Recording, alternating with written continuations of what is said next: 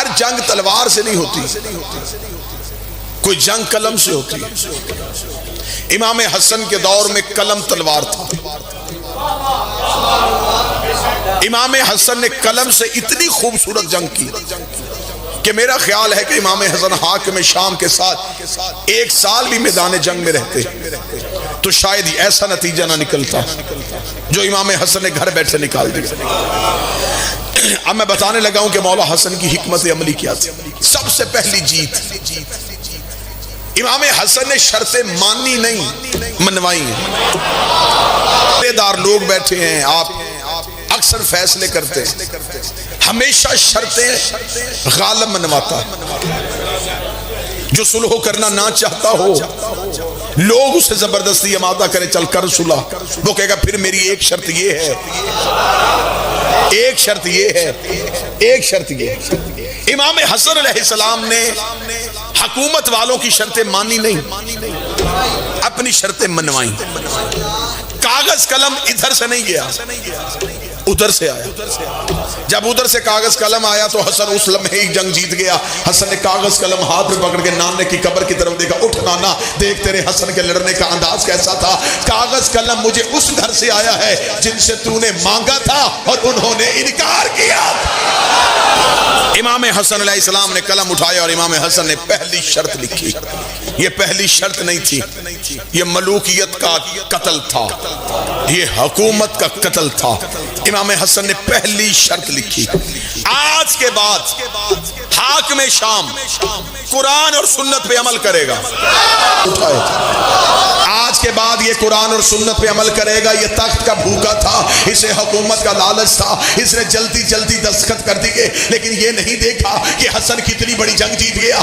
حسن نے یہ شرط منوا کے مورخ کو لکھنے میں مجبور کر دیا کہ آج سے پہلے نہ یہ قرآن پہ عمل کرتا تھا نہ یہ سنت پہ عمل، اس کا کوئی عمل قرآن اور سنت کے مطابق نہیں۔ جسے زمانہ کاتب وحی لکھتا ہے، حسن اسے لکھوا رہے ہیں کہ تو قرآن اور سنت پہ عمل کرے۔ آج کے بعد پچھلا پورا ماضی حسن نے پہلی شرط میں ننگا کر دیا۔ اسلام کے لبادے میں چھپے بیٹھے تھے، حسن نے پہلی ہی شرط کے ساتھ نقاب اتار دیا۔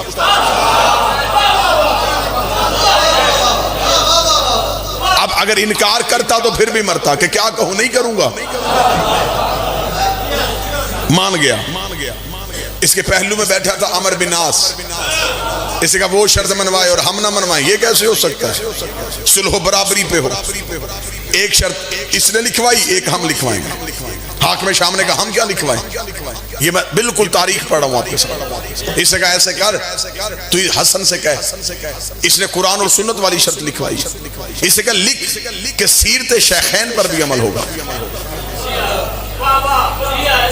جو علی سے پہلے خلافتوں کا دور گزرا ان کی سیرت بھی چلے گی، صرف قرآن اور سنت نہیں چلے گا، ان کی سیرت پر بھی عمل ہوگا۔ جو چیزیں انہوں نے کہی ہیں وہ بھی مانی جائیں گی۔